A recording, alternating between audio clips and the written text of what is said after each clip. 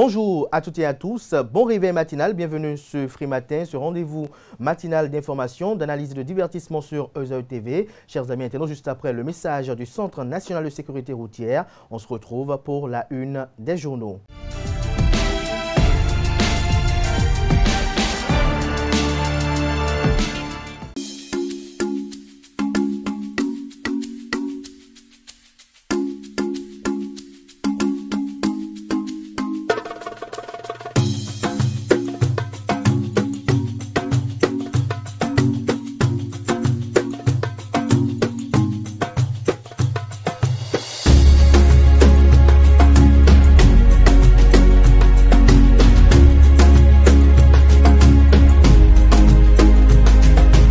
Bonjour à nouveau, chers amis internautes. Nous démarrons cette une des journaux comme il est de tradition sur EZAE TV par le quotidien Maison.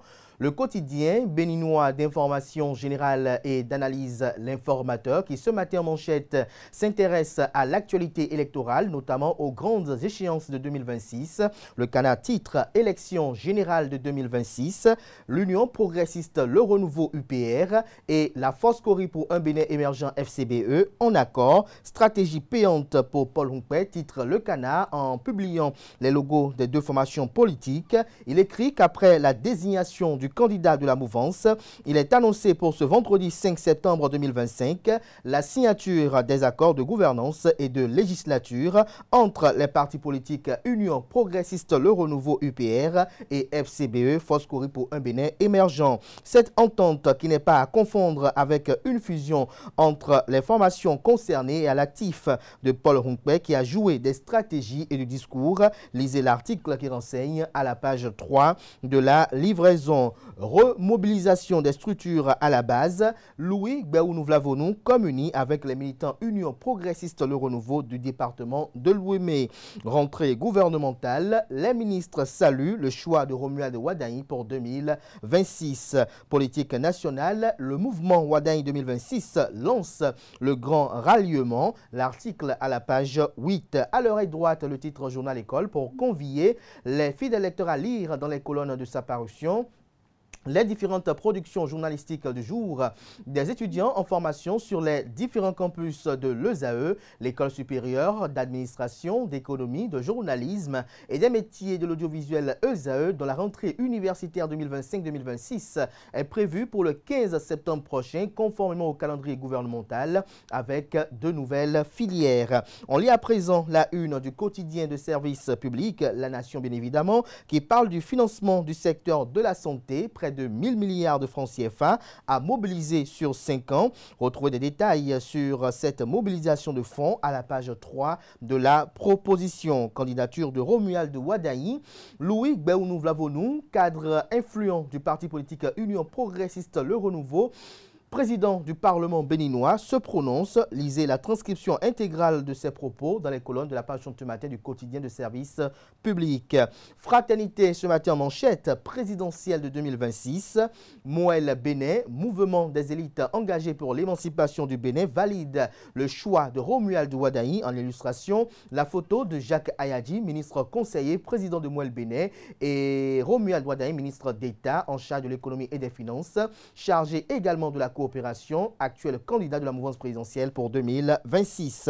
Élection générale de 2026, la Direction générale des impôts annonce la mise en service de la plateforme de délivrance du quitus fiscal. Le matinal ce matin en manchette, tractation en vue des élections de 2026. Une rencontre entre l'Union progressiste Le Renouveau et la Force Cori pour un Bénin émergent FCBE ce jour. La DGI, la Direction générale des impôts, s'affaire pour faciliter la délivrance du quitus fiscal. Louis Béounou-Vlavonou, Charlemagne Niankoti et Moukaram Badarou encensent le candidat de la mouvance. Lisez l'article qui rend compte de leurs différentes opinions à la page 11 de la proposition. On peut lire également à la une de Le Matinal de ce vendredi. Infrastructure sportive sportive au Bénin. Un stade omnisport bientôt construit à Parakou. Matin libre ce matin manchette, candidature à la présidentielle. Joseph Diogbenou, un rêve 3 fois brisé. De quoi parle le Canard? Lisez son article à la page 2 de la livraison. Gaz naturel fourni aux industries. Le Bénin atteint un nouveau stade de son industrialisation grâce à la G10. Le potentiel en manchette, mobilisation politique dans le département du Koufo. L'honorable Ernest Médéwanou rallume la flamme progressiste sous le Baobab. À Torviclin, le député resserre les rangs de l'Union progressiste Le Renouveau. Lisez le compte rendu fidèle de ces différentes actions politiques sur le terrain dans les colonnes de la page ce matin de Le Potentiel. On peut lire également à la une de Le Potentiel de ce matin, Société béninoise d'énergie électrique, la foudre judiciaire s'abat, le directeur des ressources humaines DRH et 5 hauts cadres arrêtés, des gardes à vue à la brigade économique et financière et des directeurs placés sous convocation. Lisez l'article qui renseigne sur ces différentes manœuvres dans les colonnes de la page ce matin du Canard. Le Béninois libéré ce matin manchette, présidentielle de 2026, ça y est, voici le duo de Yahi 100% Nord, de retrouver des détails sur le titre du Canard dans les colonnes de sa parution. Néanmoins, il précise que Valentin Agossou Djenotin, Léa Divinayon Soglo, Fatouma Amadou Djibril et les exilés trahis, comme autre image de prétendus exilés, vous avez Sébastien Germain Adjavon, Léonce Rongbadi et Ganiou Soglo. Lisez l'article du journal pour mieux comprendre ces motivations de ce titre en manchette à la page 3 de sa parution de ce vendredi matin, parution intitulée numéro 3173. On lit à présent la une de l'Économiste.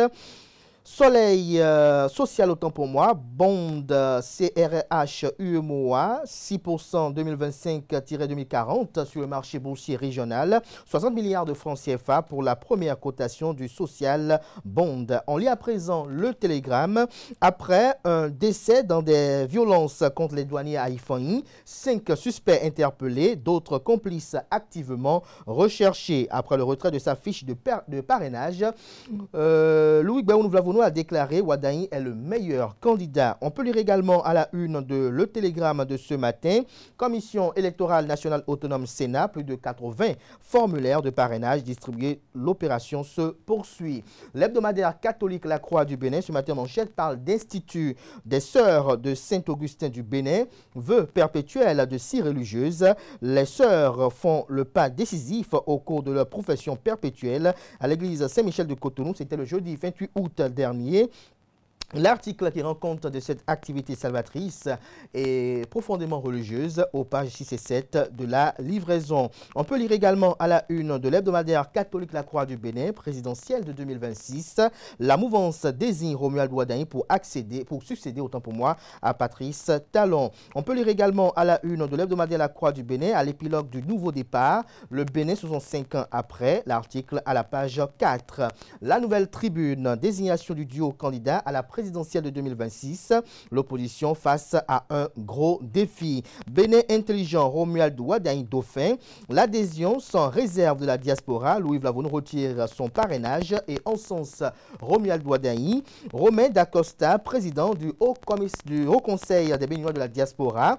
Wadaï est un homme brillant, la diaspora doit s'aligner. Nicéphore de Donné Soglo, la désignation de Romuald Wadaï est une chance pour assurer la réconciliation nationale. Thomas Sengbo, Romuald Wadaï incarne la compétence, l'intégrité et le leadership. Julio Faladé, le choix de Wadaï est une victoire de la jeunesse. Lisez un article qui rencontre des différentes opinions, ça et là, sur cette candidature dans les colonnes de la page du matin du journal. Il s'agit bel et bien du quotidien Bénin Intelligent. Les 4 vérités communiquent en manchette, soutien du candidat de la mouvance soutien au candidat de la mouvance présidentielle pour l'élection de 2026.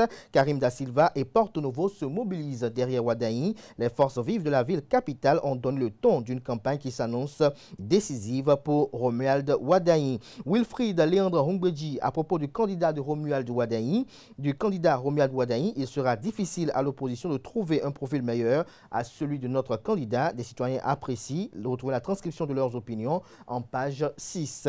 Le Figaro national législative de 2026, la Cour constitutionnelle lance le recrutement des délégués électoraux. Le Grand Matin à présent, après la désignation de Ouaddaï par la mouvance présidentielle, Porto Novo exprime sa gratitude à Patrice Talon à travers une marche géante. La capitale politique du Bénin dans le top et sonne la grande mobilisation nationale. Le confrère de la matinée, visite du candidat Romuald Ouaddaï au parti politique. Vivement le tour de l'opposition, de quoi parle le canard. Lisez son article dans les colonnes de sa proposition. Dynamisme Info, élection générale de 2026, Paul Ronquet sur le point de sauver son parti des difficultés. L'investigateur de jour présidentiel de 2026, un citoyen béninois demande à l'ambassadeur Moïse Kérékou de se porter candidat, lire sa lettre intégrale dans les colonnes de la livraison. Libération à présent, lutte contre le mariage des enfants, le Bénin passe à la vitesse supérieure. Du Coin Info, désigné candidat de la mouvance pour la présidentielle de 2026, Ouaddaï est le meilleur choix pour la stabilité économique du Bénin d'ici, Gildas Abombo. On lit à présent l'emblème du jour, présidentielle de 2026, Djogbenou uni pour Ouaddaï. L'honorable Jean-Claude Apiti mise sur Ouaddaï, Wilfried Nanoubedi, difficile de trouver meilleur que Ouaddaï. L'Union progressiste, le renouveau et Force Corée pour un Bénin émergent, la grande signature ce jour. La 15e circonscription électorale en ordre de bataille. La diaspora jeunesse derrière Ouaddaï, la Cour constitutionnelle recrute ses délégués électoraux. Gaskiani Info ce matin en manchette et parle de la présidentielle de 2026. L'unité se construit autour de Ouaddaï. En illustration, une photo sur laquelle on aperçoit le candidat de la mouvance présidentielle avec le président Jacques Kayadi de Mouel Bénin. La priorité pour conclure, présidentielle de 2026 au Bénin, Ouaddaï, le candidat des candidats. L'article à la page 8 de la proposition. Ce sera tout pour la une des journaux. Merci de votre aimable attention.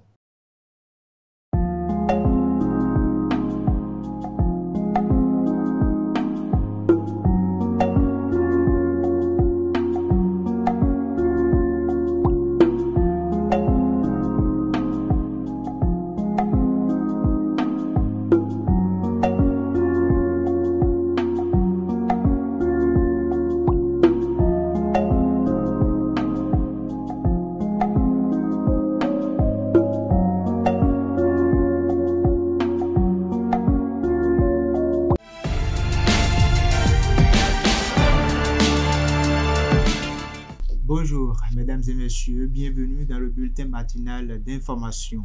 Le ministre d'État chargé de l'économie et des finances, Romuald Ouaddaï, a été reçu ce jeudi 4 septembre 2025 au siège du parti Mouel Bénin à Cotonou. Désigné comme candidat de la mouvance présidentielle de 2026, Romuald Ouaddaï poursuit sa prise de contact avec les formations politiques. Il a été accueilli avec honneur par le président du parti, Jacques Kayadi, dans une ambiance en pointe de solennité. Et puis, on parle toujours de sa désignation invité d'Africa Radio ce jeudi 4 septembre 2025. Victor Tokpanou, député et ancien ministre de la Justice, a réagi à la nomination de Romuald Ouaddaï comme candidat de la mouvance présidentielle de 2026. Selon lui, cette désignation, portée par les principaux partis de la majorité, le Bloc républicain et l'Union progressiste Le Renouveau, était largement attendue. Suivez ensemble. Je pense que c'était un processus attendu. Le nom du ministre Ouaddaï apparaissait dans les shortlists depuis bientôt 2 ans, d'ailleurs, qui a frappé en tout cas aussi bien le public national qu'international par sa compétence en matière de gestion et de conduite des réformes économiques du président de la République. Et donc, depuis quelque temps, son nom, en plus de quelques 2 autres noms, apparaissait régulièrement. Et ce n'est pas surprenant que dans ce shortlist-là, ce soit lui qui a été finalement... Quels étaient les 2 autres noms ? On disait régulièrement le président du parti UPR, donc le professeur Joseph Djogbenou, et le nom du maire actuel de Cotonou, le maire Luc Atropo, revenait régulièrement.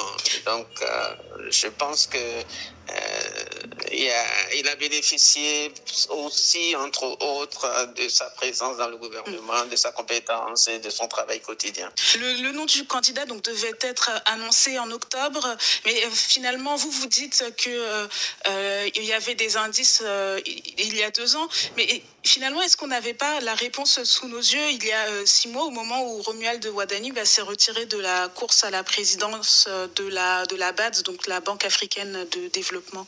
Cela aussi pouvait être un indicateur, mais je pense que le combat de la BAD était beaucoup plus difficile parce que les concurrents, sans compter les réalités géostratégiques d'un Nigérien qui sortait, qui se serait fait remplacer immédiatement par un Béninois, je pense que ça faisait partie de la complexité du débat de l'autre côté. Et puis, il est clair que si le président savait avec certitude à ce moment-là qu'il serait son premier choix, effectivement, il avait de bonnes raisons de l'en empêcher. Romuald Wadani a été présenté comme l'incarnation du renouveau générationnel par son parti. Donc c'est un profil jeune, il a 49 ans si mes souvenirs sont bons.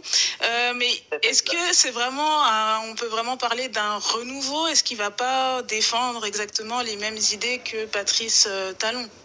De toute façon, il est clair que son choix participe également du désir de ce que nous appelons ici la poursuite de la dynamique. Donc, il est clair qu'il ne vient pas pour une alternative révolutionnaire. Il vient parce que tout ce qui a été fait avec lui, sous la houlette du président sortant depuis bientôt 10 ans, est apprécié et tout le monde a envie que cela se poursuive. Quelles sont les préoccupations des Béninois aujourd'hui? L'opposition, en apprenant sa nomination, lui a reproché d'avoir entrepris très peu de mesures sociales. Il rassure du côté des marchés financiers, etc. Est-ce qu'il pourra répondre aux préoccupations des Béninois? Je pense que la critique de l'opposition est légitime et surtout démocratique. Je ne connais pas une seule opposition au monde qui soit faite pour soutenir l'action du gouvernement. Et donc, effectivement, trouver l'angle de critique qui serait plus de social et moins de social, je pense que même de ce point de vue-là, c'est discutable parce que des actions sociales, il y en a eu. Il y en a eu beaucoup. Peut-être que l'on n'en parle pas assez. Et donc, effectivement, après, il revient au peuple d'être réceptif ou de ne pas l'être à ce type de discours. Donc, je ne sais pas dire avec exactitude, je ne pense même pas que la critique soit fondée. Sa nomination, donc, je le disais, a été saluée. Des observateurs pointent que l'élection 2026 pourrait être une guerre par procuration entre Boni Yayi et Patrice Talon. Est-ce que vous souscrivez à cette lecture? Oui, bien sûr, simplement parce que l'ancien président Boni Yayi n'a pas cessé la politique. Il est même le président exécutif, pas président d'honneur, mais président exécutif du principal parti de l'opposition. Les démocrates. Et il se trouve que les démocrates, et il se trouve que le président sortant est quand même le leader charismatique de sa majorité actuelle et forcément faire la lecture de Yayi contre Talon me semble tout simplement logique, mais bon, avec rien de méchant. Est-ce qu'avoir un profil d'économiste, homme d'affaires, appartenir au monde de la finance, c'est finalement une plus-value pour devenir président? Je dis ça parce que Patrice Talon donc, est un homme d'affaires. Boni Yayi vient du monde de l'économie et de la finance. Nicéphore Soglo a avant tout eu une carrière politique, mais il a poursuivi des études en économie. Et puis là, on a Romuald Wadani, donc ministre de l'économie et des finances, et qui a eu aussi un parcours qui vient du monde de la finance. Oui, vous savez très bien que l'origine de cette présence des économistes dans la vie politique date simplement de 1990. On avait conclu très rapidement en 1990 que les politiques ayant géré nos États de 1960 à 1990 ont échoué. Effectivement, ils ont eu plus d'une trentaine d'années pour faire leurs preuves et ça n'a pas été vraiment ce que l'on espérait. Et donc, au début des années 90, c'est notamment sous l'impulsion de la Banque mondiale et du FMI qui imposaient un peu partout les programmes d'ajustement structurel, s'est rapidement imposé un profil pour mettre en application ces programmes d'ajustement structurel. C'est ainsi qu'on a été chercher beaucoup d'économistes dans les institutions financières, dans les pays francophones, notamment au sein de la BCEAO, Banque mondiale et FMI, dans les pays anglophones au sein de leur banque centrale, ainsi que des institutions internationales auxquelles ils appartenaient. Et donc, effectivement, depuis cette période-là, il y en a un certain nombre dans le champ politique, continuer de parler de ces gens-là comme des économistes, contraire à la politique, je pense que c'est un abus de langage. Ils sont tous devenus des politiques. Dès l'instant où vous occupez, c'est ce que je pense, dès l'instant où vous occupez une fonction politique que vous exercez 24 heures, vous devenez un acteur politique. Même si votre origine vous classe dans la catégorie, dès l'instant où vous gérez le pouvoir politique, vous devenez politique. Et donc, je pense qu'il y a eu cette reconversion qui a été faite. Et de toute façon, ce n'est pas une surprise, même dans les pays occidentaux, dans les pays démocratiquement avancés. On a beaucoup d'économistes, on a beaucoup de juristes, on a beaucoup d'intellectuels qui ont des compétences avérées et qui occupent des fonctions politiques. Après Victor Tokpanou, nous allons suivre à présent Agapit Mafoikan, analyste politique, qui commente également cette actualité au micro de nos reporters. Moi, je ne suis pas surpris.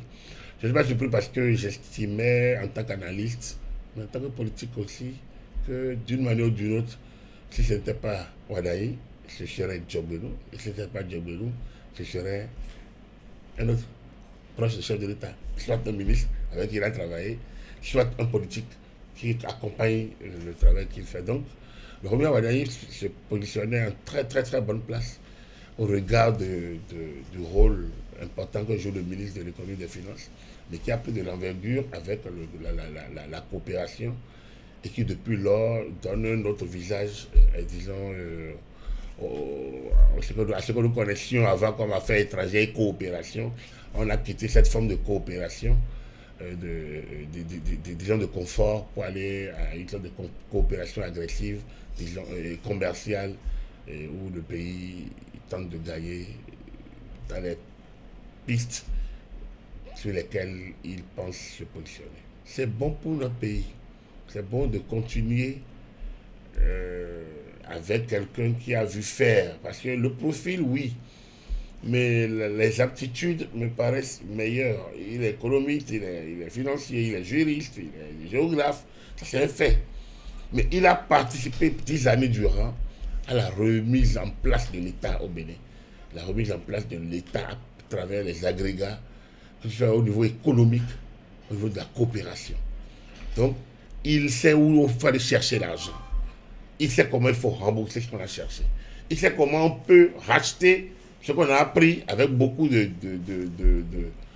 taux d'intérêt pour alléger le service de dette. Il sait vraiment comment négocier. Et maintenant, il a le soutien de celui qu'il appelle son mentor, qui est le chef de l'État sortant.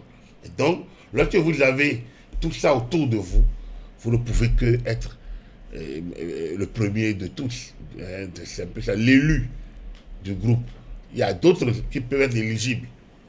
Mais vous avez de l'avance. Donc, pour moi, il est bien outillé pour faire son job. On parle toujours de l'élection présidentielle de 2026. Le parti d'opposition, les démocrates LD, a réagi à la désignation de Romuald Wadayi comme candidat de la mouvance pour l'élection présidentielle de 2026. Dans un communiqué daté du 4 septembre 2025, la formation politique dirigée par Thomas Boniyayi s'inquiète d'un possible conflit d'intérêts lié au maintien du ministre d'État en charge de l'économie, des finances et de la coopération à son poste. En effet, la Direction générale des impôts, structure placée sous la tutelle du ministre, est chargée de la délivrance des quitus fiscaux, un document indispensable pour valider toute candidature à la magistrature suprême, rappelle le parti.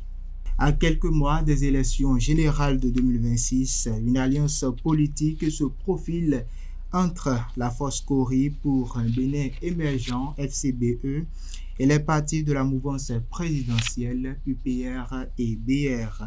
Le parti des FCBE, présidé par Paul Hunkbe, a annoncé une signature d'accord politique ce vendredi 5 septembre 2025 en présence des responsables des deux partis. Le Lions Club Cotonou, la boussole, autre actualité bien évidemment, le Lions Club Cotonou, la boussole, en collaboration avec la Confédération nationale des artisans du Bénin, a officiellement lancé ce jeudi 4 septembre 2025 sa formation en entrepreneuriat au profit des artisans.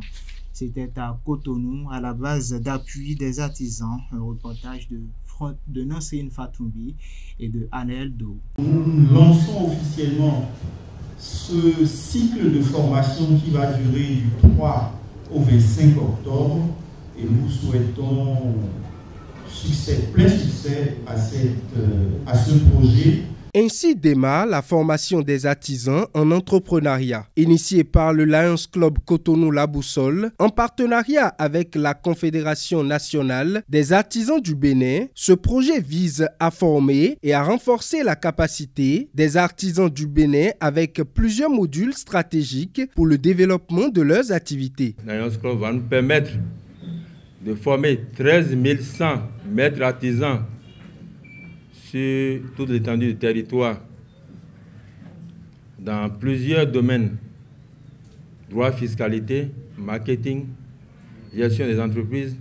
Mais à Cotonou, nous aurons à former 1500 maîtres artisans. Et cette formation a démarré depuis hier, 3 septembre, et prendra fin le 25 octobre 2025. Plusieurs raisons ont motivé le Lions Club Cotonou La Boussole à prendre cette initiative. Les artisans constituent un élément essentiel du développement économique d'un pays. Sans l'artisanat, il n'y a pas de développement. L'artisanat est à la base même de l'industrie, puisque vous intervenez dans un domaine technique. Et il est important de renforcer vos capacités managériales parce que vous êtes dans l'entrepreneuriat. Ce n'est pas qu'on veut faire de vous des spécialistes des questions, mais un manager doit pouvoir planifier et gérer. Donc pour planifier, il y a des outils dont il faut disposer. Un projet ambitieux qui cadre avec les actions du Lions Club International. C'est un projet qui aura un impact inimaginable. Quand ils m'ont présenté le projet, tout de suite j'ai dit j'achète. Parce que non seulement ça s'inscrit dans le cadre des actions de notre association à tous les niveaux, mais ça s'inscrit aussi dans l'accord de siège que nous avons signé, que notre association a signé avec le gouvernement du Bénin. Nous sommes là pour accompagner le Bénin. Le président a dit tout à l'heure que le gouvernement, l'État fait déjà beaucoup et notre association est là pour accompagner le gouvernement. C'est un projet de grande envergure. Où est-ce qu'on n'a pas d'artisans? Nous avons des artisans partout. Sans les artisans, il n'y a pas de développement. Donc vous êtes une cible importante pour nous, au Lions International, et pour le pays. Démarré à Cotonou depuis le 3 septembre 2025, le projet va permettre à 1500 artisans de se faire former sur 2 sites, le siège de la Confédération nationale des artisans du Bénin et la base d'appui aux artisans. Ces derniers, à mi-parcours, sont satisfaits des acquis. On a acquis beaucoup de connaissances, donc on va en faire de bon usage. Maintenant, on a su comment gérer les entreprises, comment faire les stocks, comment accueillir les clients, comment faire la communication. Depuis hier, ce que j'ai remarqué, c'est une très bonne formation. Ça pouvait apporter encore un de plus dans le domaine artisanal. Ça pouvait faire beaucoup du bien parce que ce qu'on fait ici est carrément hors de ce qu'on a l'habitude de faire. Nous avons reçu beaucoup de choses, beaucoup de clés uniques pour pouvoir entreprendre nos entreprises et gagner Aujourd'hui, ils ont entamé aussi le côté fiscal, ce qui va permettre aux artisans maintenant d'être formels sur le plan national et de ne plus se cacher pour faire ces activités. La formation se poursuit jusqu'au 25 octobre prochain. Rappelons que plusieurs autres clubs de Lyon et de Léo ont apporté leur soutien à cette initiative qui présage d'un lendemain meilleur pour le secteur de l'artisanat. Et pour boucler la boucle, la mairie de Cotonou continue son action de distribution de kits scolaires dans la municipalité. Ce mercredi 3 septembre, la délégation a mis le cap sur les 7e et 9e arrondissements de Cotonou. Francis Parami nous fait le point. La mairie de Cotonou continue ses actions d'aide humanitaire à l'endroit des enfants démunis dans le cadre de la rentrée 2025-2026. Ce mercredi, le 7e et le 9e arrondissement ont accueilli la délégation de la municipalité qui a procédé à la distribution de kits scolaires. Nous recevons déjà assez de demandes. Nos demandes ont été acceptées par le maire de Cotonou. Je voudrais remercier la mairie de Cotonou, en sa tête le maire Luc Atropo, qui a quand même voulu nous accompagner, nous, chefs d'arrondissement, pour aider les parents d'élèves à les décharger un peu de tout ce qu'il y a comme scolarité et autres là. On a pu participer au kit scolaire. Je suis très très heureuse. Il reste un petit reliquat pour lequel nous allons gérer dès vendredi pour que ceux qui n'ont pas pu se présenter, qui ont donné nos services là, puissent être servis après. De manière générale, nous pouvons dire que l'opération a réussi et nous profitons de l'occasion pour remercier donc le maire de Cotonou, M. Lucien Diatropo. Pour cet exercice, quelques critères ont permis d'identifier les bénéficiaires. Il y avait plusieurs enfants, plusieurs parents qui venaient solliciter l'appui des GUPS. Donc à travers cette opportunité, on a pu identifier les plus vulnérables et à qui on a commencé cette distribution depuis le lundi jusqu'à aujourd'hui et nous allons finir le vendredi. Une action qui constitue un coup de pouce aux parents qui remercient Luc Diatropo, maire de la ville de Cotonou et son équipe.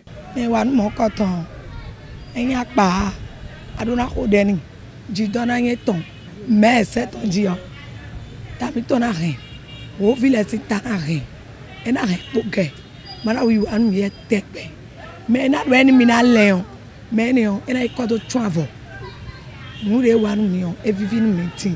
Fichier via ton mais me reposer quoi il doit me le quoi et nanande me bon ka dokuni ado via ton mais ka gala ndo ko epo ko so anvan kan do de epo raison nous wa ma na ne gbeji do 7 dit trop po. Toutefois, la municipalité de Cotonou réserve d'autres actions aux enfants dans le but de soutenir l'année académique 2025-2026. Incessamment, nous allons distribuer également aux écoles maternelles, primaires et secondaires les mobiliers scolaires pour pouvoir quand même accompagner la rentrée. Et après ça, nous aurons les travaux dirigés gratuits que la mairie a l'habitude d'offrir aux candidats aux examens académiques. Démarré lundi dernier, cette opération a pour but de distribuer 200 kits scolaires pour chaque arrondissement de la ville de Cotonou. Voilà, mesdames et messieurs, c'est tout pour le bulletin matinal d'information de ce vendredi. Bonjour à toutes et à tous, bienvenue dans la page des sports de ce vendredi. À quelques heures du choc entre le Zimbabwe qui va se tenir ce vendredi 5 septembre 2025, Gennot Rohr et Steve Mounier se sont présentés en conférence de presse. Le sélectionneur national a salué les atouts offensifs retrouvés tout en appelant à plus de rigueur défensive après le nul 2 buts partout du dernier match. Le retour des cadres en attaque constitue selon lui un avantage crucial pour la rencontre. De son côté, Steve Mounier a affirmé rester totalement concentré sur la sélection après sa défaite en classement. Les deux hommes ont aussi insisté sur la nécessité de clarifier les règlements de la compétition, notamment après l'affaire du joueur suspendu en Afrique du Sud. Confiance et détermination restent les maîtres mots des Guépards avant le coup d'envoi prévu pour tout à l'heure. Et pour la même actualité, la billetterie du match Bénin-Zimbabwe prévu pour ce vendredi 5 septembre 2025 à 16h au stade des Bempé est déjà ouverte. Les supporters peuvent retirer gratuitement leurs billets au consulat du Bénin à Abidjan, 6 à Cocody, 2 plateaux Carrefour, Las Palmas. Un dispositif décentralisé a également été instauré dans plusieurs quartiers pour faciliter l'accès des compatriotes béninois. Les billets VVIP et VIP sont eux réservés et distribués par la Fédération béninoise de football et le ministère des Sports. Il faut croire que tout est en place pour permettre aux Guépards de bénéficier d'un large soutien populaire dans cette rencontre face au Zimbabwe. Dernière actualité sportive pour finir, amis sportifs. 16 nations ont d'ores et déjà validé leur billet pour la prochaine Coupe du Monde qui va se tenir en 2026. Parmi elles, le trio hôte Mexique, États-Unis et Canada automatiquement qualifiés. L'Asie sera donc représentée par l'Iran, le Japon, la Jordanie, la Corée du Sud. Du côté de l'Amérique du Sud, nous aurons l'Argentine, le Brésil, l'Uruguay et la Colombie. L'Équateur et le Paraguay seront également de la partie. L'Océanie enverra l'Australie et la Nouvelle-Zélande. Ces 16 équipes composent le premier quart du tableau mondialiste en attendant la suite des qualifications à travers les différentes rencontres en Afrique, l'Europe et les barrages internationaux. Voilà, c'est tout, amis sportifs, pour la page des sports de ce matin.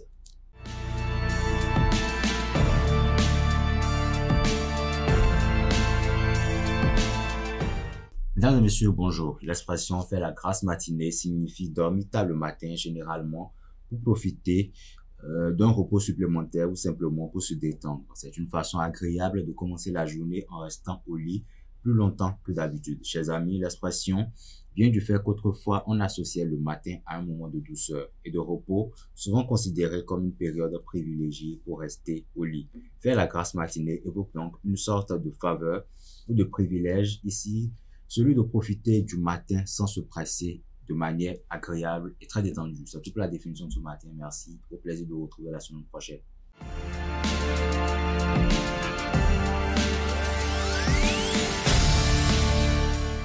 À nouveau, bonjour. On parle du prénom Jérémie dans la rubrique prénom du jour de ce matin.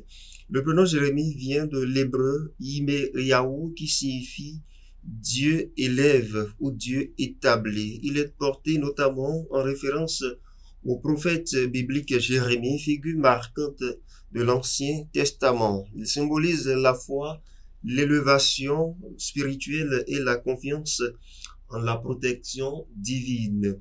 Ce prénom reflète également une certaine force intérieure, une sensibilité tournée vers la vérité et la justice. Les Jérémies sont généralement des personnes sensibles, intuitives et souvent à l'écoute des autres. C'est également des personnes créatives et dotées d'une grande imagination, déterminées et persévérantes. Jérémie, dans ce qu'ils entreprennent, voilà ce qui les qualifie. Parfois réservés, ils ont besoin de sécurité affective pour s'épanouir. Amis internautes, les personnes qui se font appeler Jérémie. En amour, Jérémie est tendre, attentionné et fidèle. C'est une personne qui est à la recherche d'une relation sincère et durable. Il peut se montrer parfois jaloux, inquiet, mais c'est parce qu'il s'investit profondément lorsqu'il se donne. Pierre précieuse de Jérémie, c'est l'émeraude. Sa couleur préférée, c'est la couleur bleue. Et puis le chiffre 7 est son chiffre spirituel et mystique. Conclusion, amis internautes, il faut retenir que le prénom Jérémie allie profondeur spirituelle et douceur affective. Il évoque une personnalité sensible attachée aux valeurs de la tradition, valeurs qui donc se fait constater au niveau des personnes qui portent comme prénom Jérémie. Voilà, c'est tout pour ce qu'il faut savoir sur nos amis Jérémie qui soufflent une bougie de plus aujourd'hui. Et vous soufflez également une bougie de plus aujourd'hui. Nous vous disons joyeux anniversaire.